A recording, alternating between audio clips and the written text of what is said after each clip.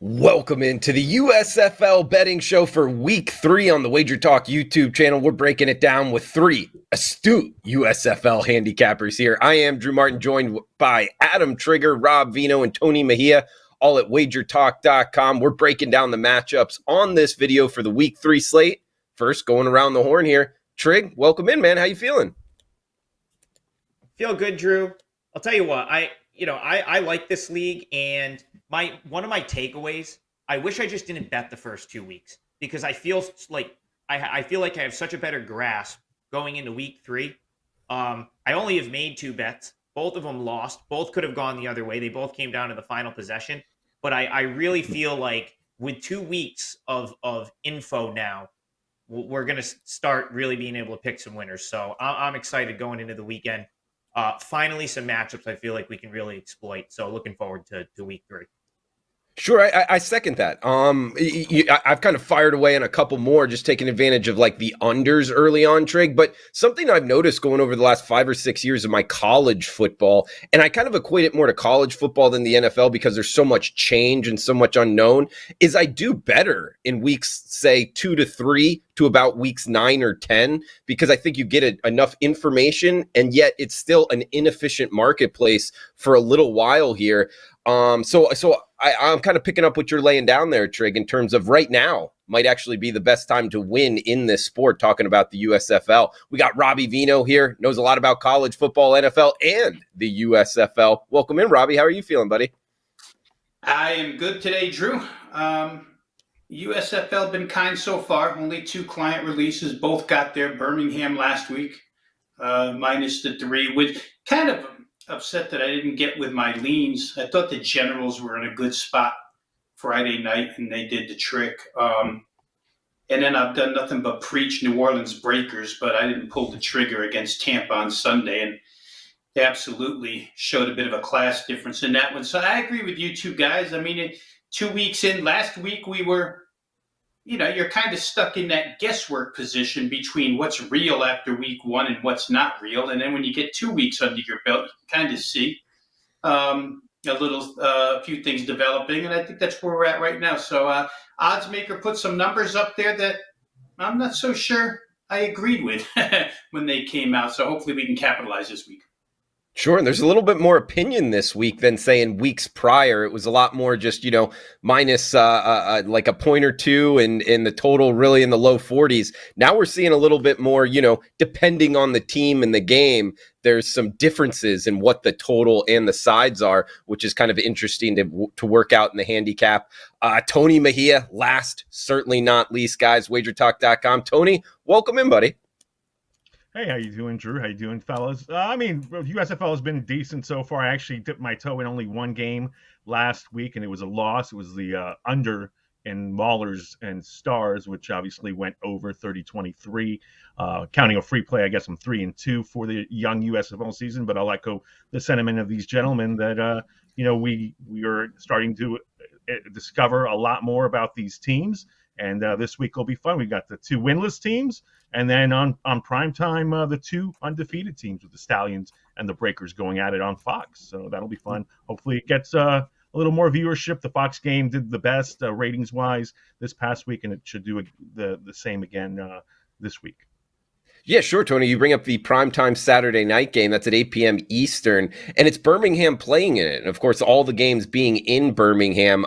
That's the one team that actually brings a fan base, so it should be fun to watch on Saturday night. Guys, we are going to be breaking down the 4 games on the slate, but before we get to it, just wanted to get quick thoughts from the panel here on things that might be kind of riding under the radar, some trends, some angles, what's happening in the USFL. If you're just joining, this would be a good segment for you in terms of getting into the USFL betting, comparing it to maybe college football or the NFL in some form or fashion, and ways that the differences could maybe help sports bettors. So I asked the group to get ready with maybe a thought or two on how to do that in the new league. And my thought, just to start us off here, guys, is Birmingham's quarterback Smith played for Skip Holtz at Louisiana Tech, and that familiarity helped I believe, in week 1 and week 2. I mean, they're 2-0 now. He won the actual USFL Offensive Player of the Week.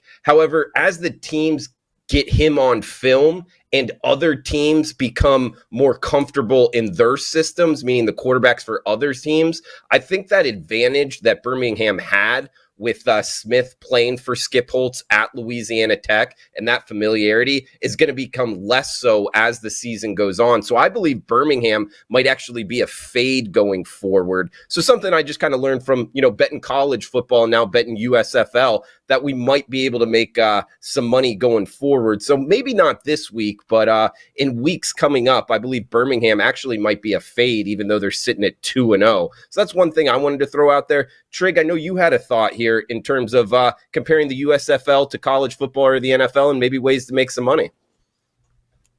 Yeah, so one of the things I'm trying to sort of gauge is teams that have made mistakes so far that are correctable, right? Or theoretically could be an area where they could improve. So we have 2 weeks, we have 2 game results, and I'm not putting a ton of stock into 2-0 or 0-2 or 1-1 as much as, how did you play over the course of both games? And if there is a team that lost, how did they lose?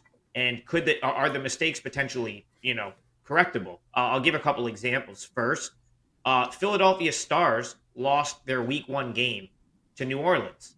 A big reason they lost was they just could not stop the New Orleans pass rush. But Brian Scott is right up there with the best quarterbacks in the league. So I'll be looking for, if their offensive line can get organized and block for him, because I do think that would make them sort of a play on. They started to do it a little bit last week, and they won the game. Now, one that didn't pan out, I thought Michigan, they just shot themselves in the foot countless number of times week 1 against a Houston team that I didn't think was very good and lost.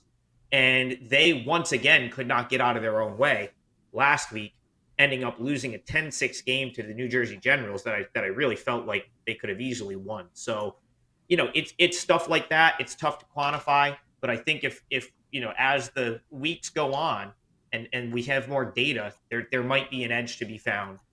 If we see, like sort of like a buy sign, right? On if a team can improve on an area that they've been struggling, we might be able to get out ahead of it and potentially cash a ticket using that info. Robbie, what about you? Did you have any quick thoughts here that the viewers could maybe get a little advantage? I don't know if I have anything really clever where the USFL singularly is concerned, Drew. To me, it's, when you watch it, football is football. I will say this. One of the rules changes came into effect last week for the first time, right? Philadelphia was laying 6.5, down 23-21. They score a fourth quarter touchdown, go up 27-23, and put the 3-point conversion rule into effect. Got that conversion from 10 yards out and covered the number. They wound up winning 30-23. So you have to be wary of that. But to me, the most notable stuff, and it's the same in all of football, the good defensive lines are the better teams. The bad defensive lines are the worst teams. And just to put it into perspective, New Orleans, by far and away, is the best defensive front. We talked about that both weeks heading into this show. And Michigan's offensive line has been absolutely brutal. And they're 0-2 against the number right now. And then, quarterback play is quarterback play. You get a good quarterback, and you're going to be just fine. And we see the difference between good and bad. Right now, a bad quarterback behind a bad offensive line is nothing but trouble. A good quarterback behind a good offensive line is, nothing but profit. So I don't know, Drew, that it's anything unique to this league that I've seen so far. But to me, hey, it's football. Football is football. Maximizing quarterback play. Absolutely, Robbie. I agree with that. And I think that it is coming to fruition here in the USFL. Having a good quarterback, you're going to be a good team. And guess how you stop the other team from having good quarterback play? By having a great defensive line. So good points there, Rob. Trig as well in terms of just correctable and non-correctable mistakes, how coaching is going to affect week 3 and beyond in the USFL. Tony, did you have anything to add here before we start breaking down the matchups? I mean, just that football is football. Rob said it. We said it all together on that first show. It's going to come down to line play and making plays that are fundamentally sound. And so far, we've seen Shea Patterson really struggle. He had 50 passing yards heading into that final possession. So we might see Paxton Lynch going forward. Another football is football intangible is injuries. And words come down now that Kyle Sloter is playing with a wrist injury and a shoulder sprain. So I have to kind of keep tabs on that any way you can slice it. And then attendance, I'm really interested in seeing what week 3 brings, because obviously it was a novelty in week 1 and Birmingham drew 17,000 fans. And they, again, were the big draw in week 2. Will people in Birmingham get tired of this? Will they adopt a following now that it's really rounding into shape and their team might be the best one in the league? So I think this primetime matchup on Saturday night is going to go a big way into how successful this USFL is. Sure. I mean, that the home field advantage in that primetime game on Saturday, it will be interesting to see if it is a factor. But guys, let's get into the week 3 matchups here, break them down from a betting perspective. We got best bets at the end. So starting off in rotation order here, first kickoff for week 3, 4:00 Eastern on Saturday. Tampa Bay Bandits at the Houston Gamblers. Gosh, love their team mascot there. -1.5, -2. Talking of Bandits here as the favorite. 39 being the total in this one. Trig. Kevin Sumlin 1-1 in the Gamblers. Tampa Bay Bandits 1-1 as well. What are you liking early on week 3 here, Trig? So I'm looking at Tampa Bay here.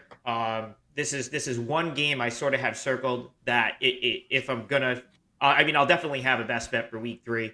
May have multiple client plays. This is one of them I'm looking at. Listen, I know I talked about like potential look ahead like line if they made them for the USFL. If this game happened last week, I think Tampa would have been -6. So to see them here and to be able to get them just to win the game at -125 seems like an absolute steal. The New Orleans just destroyed this Tampa team last week, but Rob has said it.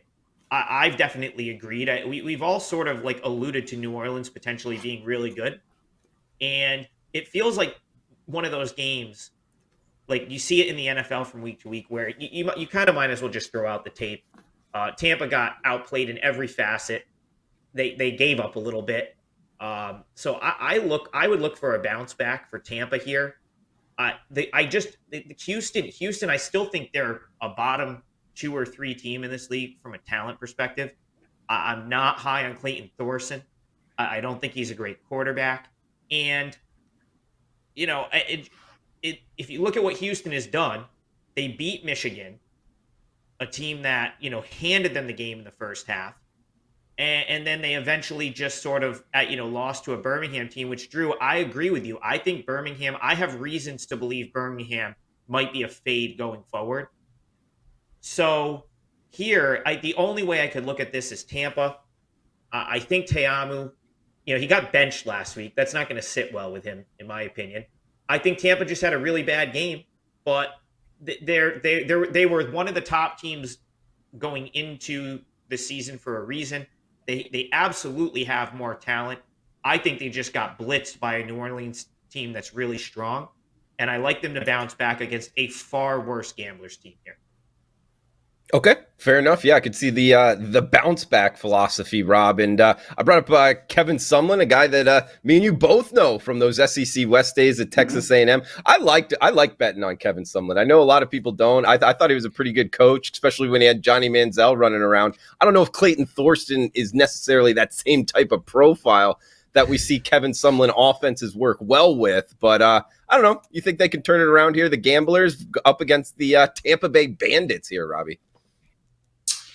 Yeah, that's the problem, right? We talked about the quarterbacks earlier for these teams. I'll say this to Adam's point about what a point spread on this game would have been last week and what it is this week.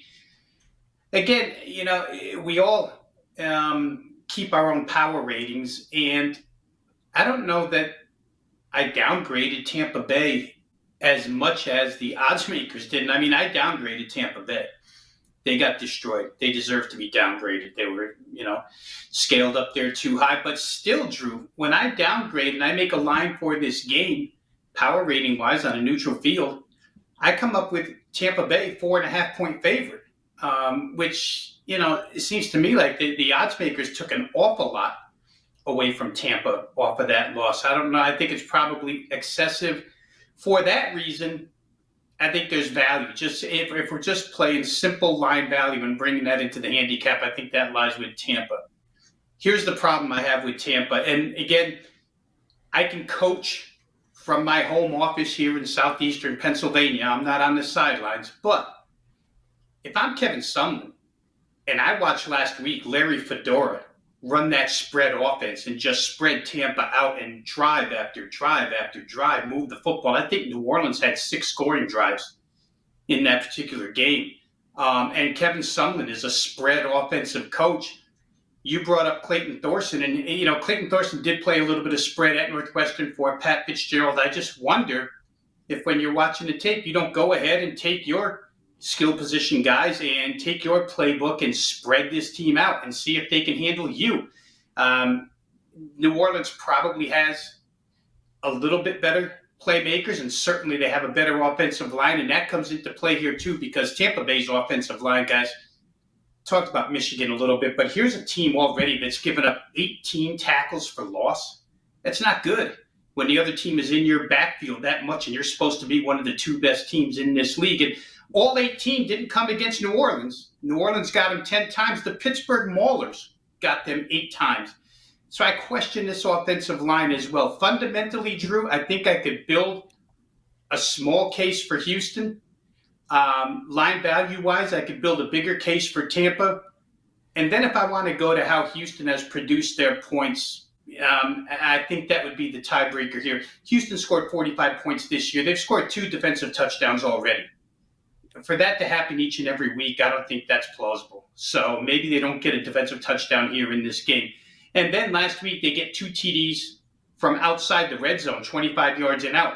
Are they going to be able to capitalize on big plays against Tampa? I'm not sure. Tampa Bay, for what it's worth, has not scored a single point in the second half so far this year. They got to change that or else they're not going to cover anything. But I think when I weigh all the things I've talked about here, I think the line value outweighs everything, and Tampa Bay should be able to win this game by a couple of points. Okay, good analysis there, Robbie. And Tony, coming to you, anything in conclusion on this first game? Well, I think there might be value on the total because it opened 38.5, 39, 38.5 currently available on DraftKings. And I'm in agreement with Rob that I think, first of all, you have to establish some confidence along that offense because they have struggled in the second half and they were nowhere to be found to start that game against New Orleans.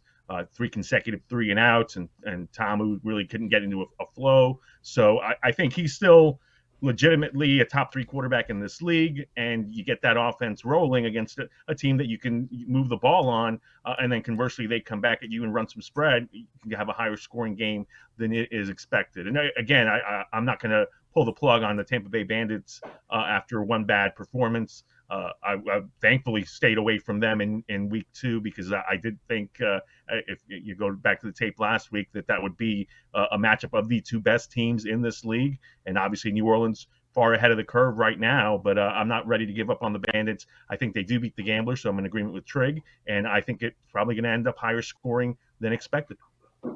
Good start here, boys. 1 game down, 3 to go. We got best bets at the end. Moving down the card, arguably the game of the weekend, most likely here. 8 p.m. prime time Saturday night, Rob Veno. We get Birmingham Stallions, New Orleans Breakers, the 2 undefeated teams in the USFL. So there'll only be 1 undefeated team left after this one. We get 44.5 being the total here, Rob. Minus 3.5. That's New Orleans Breakers at home. We've talked about it. That defensive line looks really, really good. We get Larry Fedora, Skip Holtz, little Louisiana Tech Southern Miss from Conference USA days, Robbie. I know that's putting a smile on your face. What do you think it's Saturday night in Birmingham, Rob?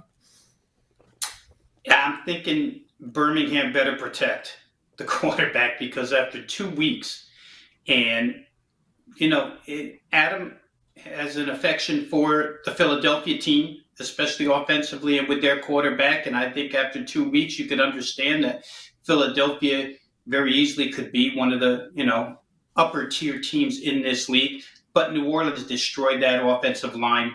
You watched Philly come back last week and put up a lot of points against Pittsburgh, a team that had pretty much shut down Tampa the week before. So it's no joke when New Orleans destroys that offensive line. Then they bounce right back and get Tampa Bay's offensive line. They've had 10 sacks and 19 tackles for loss, guys, in 2 weeks. Add those up, that's 29 disruptive plays in the backfield in 2 weeks. Birmingham better protect. That offensive line has to be ready. Otherwise, it'll be the same thing. Now, New Orleans had a bunch of injuries, nicks and minor injuries to their secondary. Started to become a cluster deal for the Breakers last week, but checking practice reports this week, all their DBs have practiced in full. So the Birmingham passing game, which at this point in time, I would rate it as the most explosive passing game in this league. They've shown it through 2 weeks. They're going to face a pretty healthy New Orleans secondary. And when you combine strong defensive line play with really good defensive backfield play, and that's difficult to beat. So we're going to see. You talked about, Smith and Holtz together, and they seem to be on the same wavelength. I will say this, Drew. He might have won Player of the Week last week, but I did play the Stallions last week, and I laid the 3. And he did sail more than 2 or 3 passes that were open last week. So I think the accuracy has to become a little more consistent to beat a team like this. You can get away with throwing away what should be positive gains against lesser teams. But I don't know that you almost have to hit them all if you're going to beat a defense like this. So we'll see how they do in their passing game. But like I say, this is an explosive offense. They're scoring from outside the red zone more than anybody in the league right now. So I'd be a little bit wary of that. That's probably why this total sits where it sits as the highest one for week 3, 44.5 in that range. All in all, I just don't think that their offense can handle the New Orleans defense. The Sloter injury probably becomes the great equalizer here because, again, New Orleans lucked into the fact that 7 other teams passed on him, and he's been terrific first couple of games. We'll see how he is health-wise heading in. If he's okay, I don't see any reason why you just don't stick with New Orleans here to win by a touchdown in this game. Yeah, Tony, coming to you next, man. I agree with Robbie. New Orleans is the look here. I mean, 3 in the hook. Yeah, I don't like laying that hook on the 3. Not sure if we can buy points in the USFL, actually, just thinking off the top of my head here. But not wanting to go against their defensive line, man. And speaking of Smith, the quarterback for Birmingham, he actually won USFL Player of the Week week 1, not this past week. So, yeah, actually watching his passes sail at times might be what I was kind of talking about in the intro here, Tony, in terms of maybe now is the time to start fading Birmingham off of that hot start, and New Orleans looking so good just the first 2 weeks overall. But battle of undefeateds here. What are you thinking in this one, Tony? Yeah, certainly Smith, the week 1 hero with the late touchdown drive, and he's going to have to keep plays alive with his feet, given what we've seen from the New Orleans defensive line. And I think it's key to keep Sloter and that offense off the field. We've seen some ACC flavor out of this group with TJ Logan from Carolina, Jordan Ellis from Virginia running the ball. They got Larry Rose, who was at New Mexico State. He put up a ton of numbers. I haven't even seen him yet.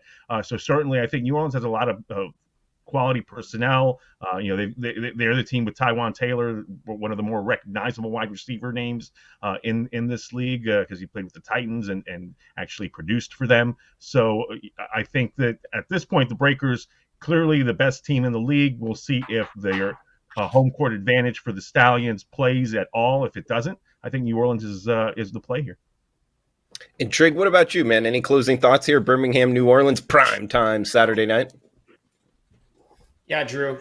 But my first thought is with this game, I was just looking at the opponents of who these teams have played, and something that Birmingham, if you look at what they've done so far, they've given up a boatload of points to 2 teams that couldn't move the ball on Michigan, who a lot of people are very not high on right now after 2 weeks, right? Like they gave up a boatload of points to the New Jersey Generals, who scored 10 points against Michigan, and they gave up a boatload of points to Houston, who I think had 8 of those points were off of a defensive touchdown. So they basically scored 9 points against Michigan. And if it wasn't for injuries, I would think that New Orleans would absolutely run Birmingham out here. That's certainly the way I lean. But Tony alluded to it at the beginning of the show. Rob just mentioned it. Injuries are going to be huge in this league because these rosters are not that deep. That was something I was reading, coming into week 1 and after week 1, is that they're not carrying near the number of guys that you would expect normal sort of professional football rosters to carry.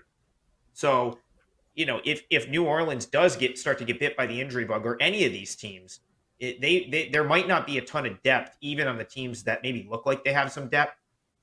The numbers you're probably paying a little bit of a premium. Like, New Orleans' value has to be at the peak right now after just smashing Tampa last week. But I think they're far and away the better side here. So I would agree with Rob. Slow to being hurt could be a real equalizer. But if the injury report looks clean, I'd be surprised if New Orleans doesn't win this game by margin. They're just, in my opinion, they're just better in every facet. And, I think we've seen the Stallions overachieve a little bit, but also we've seen the Stallions play some beatable teams. So in my opinion, this is the first real step up in class for Birmingham. And I do think they struggle if New Orleans is healthy and ready to go. We got Sunday kickoff coming up next, guys. It is 2:30 Eastern, 11:30 a.m. Pacific here on Sunday from Birmingham. Pittsburgh Maulers versus the Michigan Panthers. Battle of 0-2 teams here. 38.5 being the total, minus 2.5. So the Maulers and the Panthers, Tony, going to be battling to stay out of the cellar here. You liking anything early on Sunday? Well, look, let's see if what we've seen over the first 2 weekends holds true, in that the Maulers, they were nowhere into that Tampa game, and it doesn't bode well that New Orleans dominated them in that first one, because we didn't see Tamu and that offense have to extend themselves. And in the most recent game, and at this point, Houston, the Michigan Panthers have only scored 18 points, but the defense has only given up 27. So can they get something going either with Shea Patterson building off that late drive last time out against New Jersey, or with Paxton Lynch coming in and moving that offense and then riding that defense and the Jeff Fisher ball control approach towards beating the Maulers team, which coming in I thought would be the worst team in this league. So certainly lean-wise, I would say that Michigan is my lean, and I'm hoping to see more out of either Patterson or Lynch to make that happen.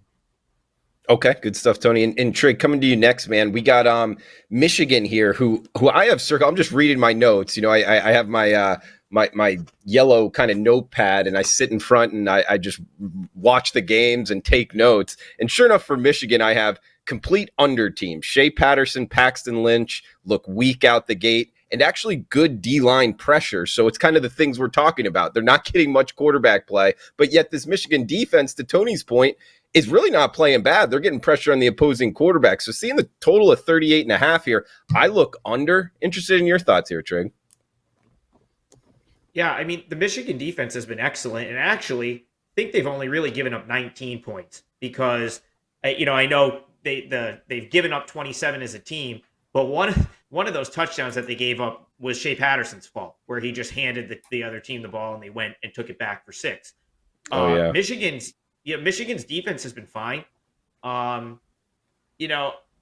Just going back to last week, the concern with Michigan is how just totally and completely inept Patterson has looked under center. And they're really going to have to figure out the offense. But I thought Michigan deserved to be favored here. I didn't necessarily think they would. Now that they're minus 2.5, I don't know if there's enough value for me to back Michigan. I'm not going to lay 2.5 with this team. I'd be looking more to bet on them to win. But I do think they're the right side. I think they're probably the better team here than if we're just talking matchups. And part of it goes back to me just kind of agreeing with Rob, looking for dominance on the lines. I do think the Michigan defensive front could really dominate this game. And I like the move to Josh Love at quarterback for Pittsburgh. but he kind of shot the Maulers in the foot with a couple turnovers last week in a game that they were very competitive in. And that could be like, you can't just give Michigan, if they're struggling to move the football, struggling to generate offense, you don't want a guy that could potentially just give them points via a turnover. And unfortunately, if they remain with Love, I'll need to see him play a cleaner game again here before I'm really super confident in that Pittsburgh team. And then you go back to week 1 where they could do absolutely nothing against Tampa. So, Drew, I don't disagree with your underlook, because both of these offenses have been so stagnant at times, like completely inept type stagnation on both offenses. You go back to the first game where Pittsburgh just refused to do anything but run the ball and it wouldn't work. You go back to last week where Michigan just could not, figure out how to get out of their own way until it was 4th and 20 and the game was over. And then Patterson's just making plays all of a sudden. So I'd have a hard time talking you off and under. Way too much inconsistency, I think, for me to get to the window with the side play here. And the lean would be Michigan, but I don't see any value in that number. So probably nothing here, but I would look toward under. I would look toward Michigan if you forced me to take a side in this game. Okay. And Robbie, what about you, man? What are you thinking between the 2 0-2 teams playing early on Sunday? Yeah, it's interesting, Drew. I just want to expand a little bit on something Adam brought up before where these rosters are concerned. They're 37-man rosters. And there was a lot of thought heading in that teams wouldn't go up-tempo because they're just not deep enough to go up-tempo at this point in time. New Orleans kind of threw the monkey wrench into that last week. No tempos, or up-tempo spread, and simply destroyed the other side in that game. So something to look at. Like Adam said, 37-man rosters with an 8-man practice squad. I think it is 45 in all for each team. And you're going to have to survive some injuries, and you're going to have to, keep your depth with you. This game is interesting, Drew, because we're not biased in this business, but I do have a certain soft spot for Josh Love, Bailey Gaither, Trey Walker, all these San Jose State kids, quarterback and receivers who played together on that really, really good San Jose State team a couple of years ago. And I think last week you might have saw a little bit of cohesion in that passing game start to come to the forefront against Philadelphia. Pittsburgh throws for 225 yards in that game. A couple of mistakes, like Adam said, which hurt. But it looks like the start of an ascension in their passing game. They're going to have to protect, though. And Michigan is not necessarily a team that gets to the quarterback, so I don't know that I'd fear it. Michigan has 1 sack in 2 weeks, so that's not outstanding play, even though their yardage allowed numbers are pretty good, but their pressure numbers aren't that great. So maybe if Love gets some time, he can throw the football and move this team. All that being said, the Michigan Panthers offensively, 23 possessions and only 3 scores so far this year. And I don't know that they can take advantage offensively of the Pittsburgh weakness. Pittsburgh's defense is definitely a divided defense. They're really good against the run. So far this year, they're only allowing 2.4 yards per carry. But they stink against the pass. 68% completions against them, 219 passing yards per game against them. Just hasn't been good. But can Patterson and Lynch take advantage of that? We're going to find out, I guess. And again, we're into week 3, and we talked about maybe this is a prime time to capitalize on some stuff. And as I look at this game, I think it's still a time to learn a little something here, because I'm going to find out if Pittsburgh's pass defense, if they can stop Michigan from throwing the football here, then Michigan just is a total disaster offensively for the season. You can forget about them. So again, there's guesswork here. I don't disagree with your play of under 38.5. I think I could actually lean that way, see that happening, because Jeff Fisher, you know what you're getting with him. You're going to get a run-oriented offense and a decent defense. And if that's the way they continue to play games, then, maybe this thing can stay under. Pittsburgh, to me, is the team more apt to pull off the big play just because of the familiarity. Drew, you talked about it early on with Skip Holtz and his Louisiana Tech quarterback. Well, here you got the San Jose State quarterback with the 2 guys he played college ball with. I think that familiarity helps big play-wise. I don't know that I could get there with this game in any way, shape, or form, side or total. But if I were going to take a shot, I may take a shot with Pittsburgh here, thinking that their offense is on on an upswing. I like it, Robbie. Good analysis there, man, with the Josh Love cohesion with his college wide receivers there. Guys, we got one game left. Best bets at the end. Trig, come back to you first for the nightcap on Sunday. So we'll have some, hopefully get two TVs here, Sunday Night Baseball and some Sunday Night USFL on 8 p.m. here. We're talking New Jersey Generals, Philadelphia Stars, two 1-1 teams, 40.5 being the total.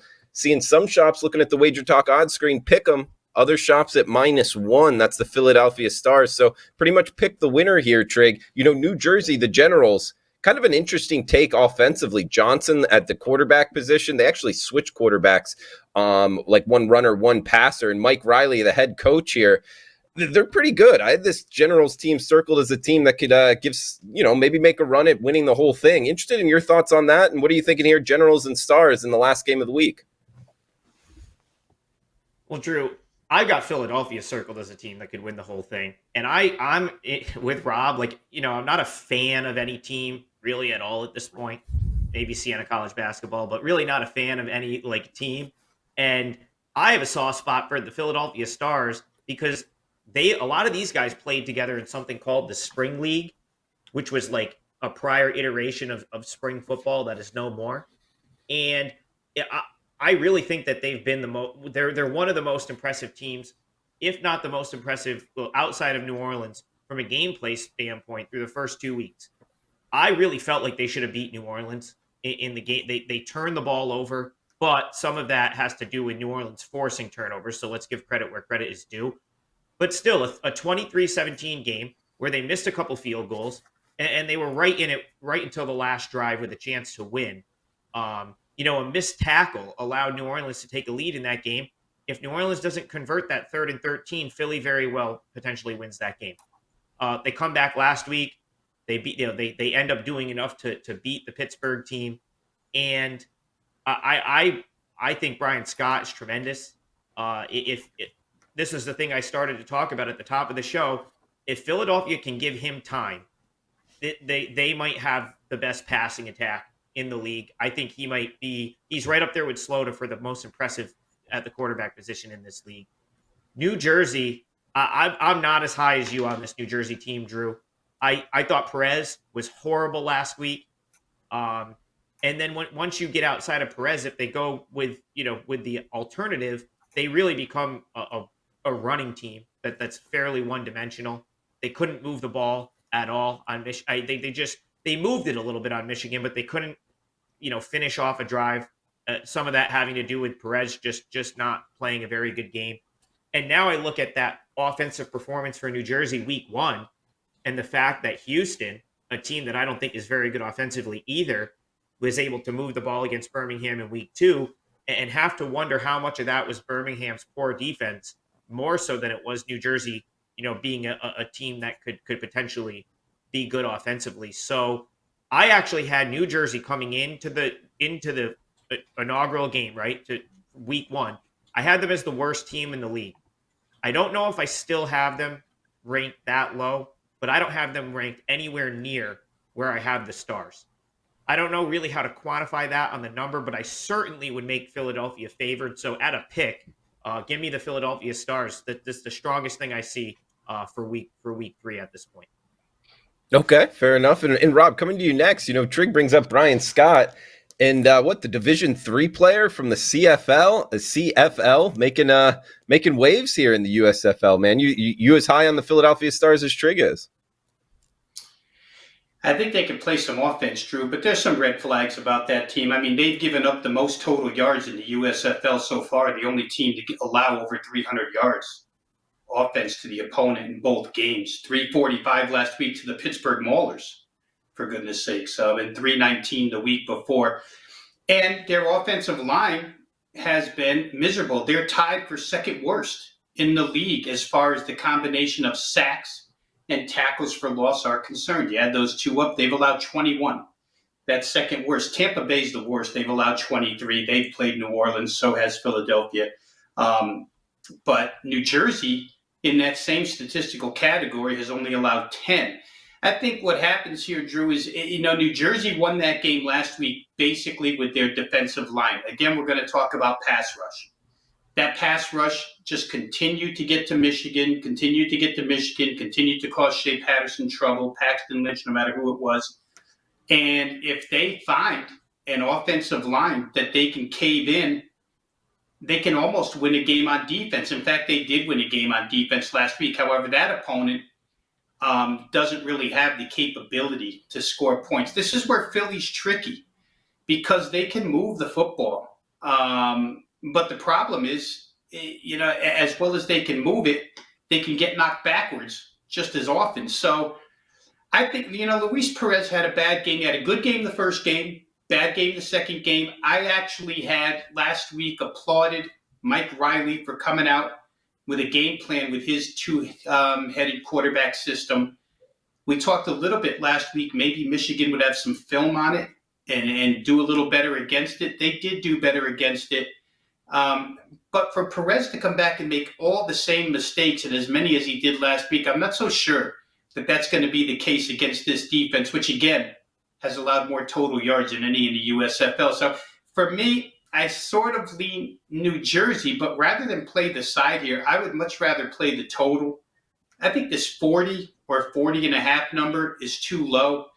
New Jersey's got some playmakers out there. I think they're going to score on Philadelphia. And in turn, when Philadelphia does get the opportunity, if New Jersey doesn't get you with the pass rush, their secondary is vulnerable. And so Philadelphia is, they're far better passing the football than they are running it.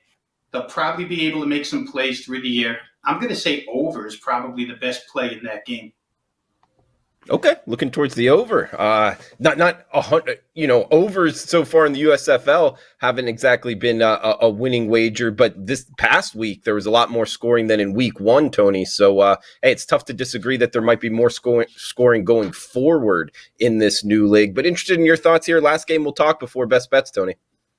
Yeah, I mean, knee-jerk reactions you can make through week 2 will probably be able to flush in week 6 or so, except for the fact that the North Division looks clearly behind the South Division in terms of talent and production. So the winner here is the only 2-1 team in this North Division. They kind of take the helm. Both of these teams have been in one-possession games in the fourth quarter in each of their 2 games. So I understand the pick 'em. I think that, to Adam's point, Philadelphia is probably better suited to come from behind than New Jersey is. I think New Jersey has to play from ahead so they can play that two-headed quarterback, kind of neutralize Perez's inaccuracy and ride DeAndre Johnson's ability to run the ball and extend drives. I do agree with Scott being more productive as a quarterback than most that we've seen through week 2. He leads the league in passing yards and passing touchdowns so far. So there's clearly some continuity with that offense from the spring league. But again, the defense leaves much to be desired. So it'll be interesting to see how this game unfolds. And again, I think, push comes to shove, it might be a game where I'd rather have the better passing attack late and would ride than the Philadelphia Stars. All right, guys, time for best bets. Now I'll lead us off with a prime time game Saturday night. Alluded to it in the intro, guys.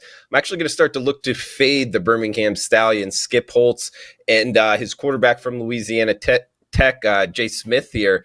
I think that familiarity is going to start to erode in terms of the advantage that they've had on the opposing defenses. And now they're going up against, in my opinion, the best defense in the league, and that's the New Orleans Breakers. That defensive line has gotten after their opposing quarterbacks with giving them not much time to throw the football. So I don't think Smith is going to have a lot of time to do that. Got to cover the 3.5 here. They are the favorite.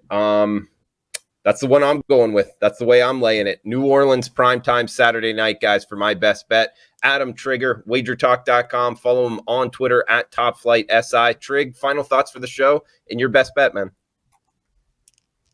Well, I started off talking about correctable mistakes, and that's going to lead into my best bet, which is the Philadelphia Stars to beat New Jersey. We got Philadelphia at a pick. Week 1, they were equals to New Orleans, in my opinion. but a few just awful turnovers, one that went for a touchdown, and a horrible missed tackle on 3rd and 13. That's a tackle that is probably made most of the time at most levels of football to allow New Orleans, and a couple missed field goals to allow New Orleans to sneak away with a 23-17 win. Really for Philadelphia, if they can figure out how to buy Scott a little more time and just not turn it over, which it feels like they should be playing a cleaner game. At least they're capable of it. I mean, it's not like egregious mistakes that are being made, except for maybe the Scott turnover in the first game. But Philly has looked really strong, in my opinion. And they run solid offense that it feels like it's going to work week to week. Scott, I would put in the top 2 or 3 quarterbacks in this league. Whereas I think the Generals were fortunate to be in the game with Birmingham for as long as they were.